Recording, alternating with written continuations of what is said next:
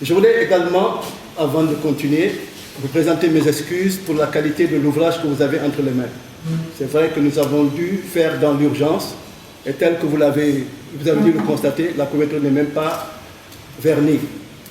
Mais ce qui est essentiel à mon sens, c'est peut-être la qualité du contenu. Et vous en serez les seuls juges, et je vous en souhaite bonne lecture. Vous serez à même, après l'avoir lu, de faire votre propre jugement, votre appréciation de tout ce que je relate dans cet ouvrage.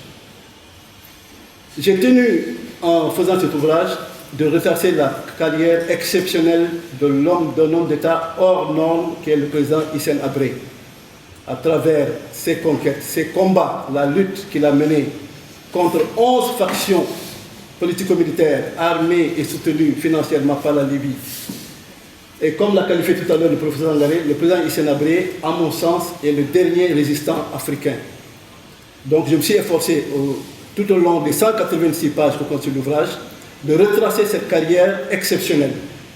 Dans une deuxième partie, je me suis attaqué à l'affaire Hissène Habré proprement dite en tentant de démonter cette sordide machination qui a été ourdie, montée de toutes pièces par celui que j'appelle le marionnettiste en fesse, Reed Brody, dont vient de parler à suffisance mon frère Amadou Tidiane Wane.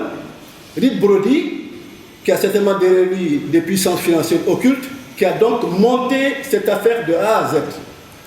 Comme j'ai eu à le dire dans le livre, en 1999, profitant certainement de l'affaire Pinochet, ce monsieur a voulu entrer dans l'histoire, donc aidé certainement par des financiers, des mains occultes, et il a mis en place tout un scénario, en commençant d'abord par créer des associations de victimes bidons, en faisant venir du Congo, Madame Jacqueline Boudena, une obscure avocate qui, semble-t-il, avait même mis 12 ans pour avoir sa maîtrise d'histoire et qui ne connaissait absolument rien à l'histoire du Tchad. Et à partir du moment où ça a été fait, il a créé des associations de victimes bidons et a fabriqué de faux prisonniers politiques. C'est donc toute cette machination sordide et que j'ai voulu démonter et insister sur le rôle des chambres africaines extraordinaires. Tout à l'heure, le ministre Tidiane Wane a parlé de machin, que moi, dans cet ouvrage, je qualifie de machin. J'ai mis en exergue le fait que ces chambres africaines extraordinaires, les juges et les magistrats en tout cas, n'ont fait qu'une instruction à charge. Et curieusement, ils sont allés en villégiature en N'Djamena, et leur instruction s'est limitée à la ville de N'Djamena. Donc aujourd'hui, moi, je me pose la question, ce sont les vraies victimes dont on parle. Ce ne sont pas les victimes présidées, qui sont dans les associations présidées par le fameux Clément Abitoufoua, ce mythomane que j'appellerais un serial fossoyeur, qui prétend avoir enterré 15 cadavres par jour pendant 4 ans. Si vous faites le compte, vous arrivez à 40 000 personnes. Donc ce qui veut dire que M. Clément Abitoufoua, à lui tout seul, a enterré 40 000 personnes. Et voilà un monsieur qui dirige une association de prétendues victimes. L'autre association de victimes est dirigée par le non moins farfelu, si vous voulez, Souleymane Guégué. Ce monsieur a la particularité d'avoir été arrêté en 1988 après un braquage d'une des caisses de la Coton-Tchad. Ce monsieur est un braqueur que Reed Brody a transformé en prisonnier politique en disant que c'était un élément du groupe de Gokounou Edé. Lorsque vous avez des associations de prétendues victimes qui sont dirigées par des individus pareils, quel crédit pouvez-vous donner à leur combat, entre guillemets?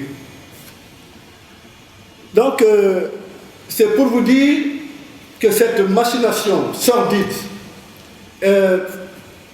fomentée, montée de toutes pièces par Reed Brody et financée par Idriss Déby, qui est une partie impliquée dans cette affaire-là. Donc c'est cette machination que j'ai tenté de démonter à travers la deuxième partie de mon livre. Je ne vais pas aller plus loin parce que je vais vous inviter, une fois que vous aurez, évidemment, comme vous avez déjà ce livre entre les mains, à vous l'approprier et à faire votre propre jugement.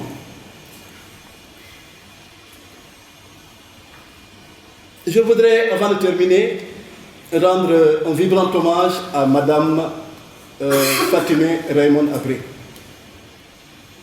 Et comme j'ai eu à le dire dans la préface, femme, mère, et épouse d'un courage admirable, qui a mis toute la force de sa foi et de ses convictions, demeurée intacte malgré les vicissitudes et les contraintes de tous bords, au service d'une cause qui mobilise encore et toujours des milliers d'Africains, Sénégalais et Tchadiens, à savoir réhabiliter un grand homme qui, par son combat libérateur, a su redonner fierté et dignité au peuple tchadien et à l'homme africain.